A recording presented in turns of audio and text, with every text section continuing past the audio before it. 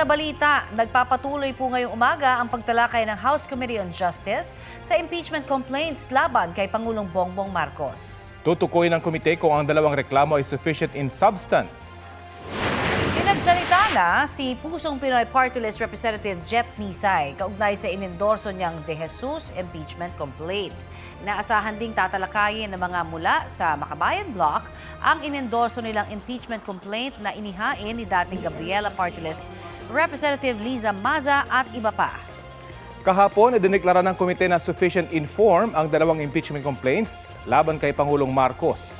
Ang Malacanang iginagalang daw ang proseso ng impeachment, sabay din muli na kumpiyansa ang presidente na wala siyang ginawang impeachable offense. Even before, sinabi na po ng Pangulo na alam niya na wala siyang ginawang mali, wala siyang ginawang paglabag sa batas, at wala siyang ginawang impeachable offense. Kaya kumpiyansa siya sa sarili niya. Pag sinabi po nating substance, dapat yun pong mga isinulat nila doon na pagkakamali ng impeachable official, they must constitute the offense which is the ground for impeachment. Ang tanong, ito bang pagkakamaling ito ho ba ay impeachable offense?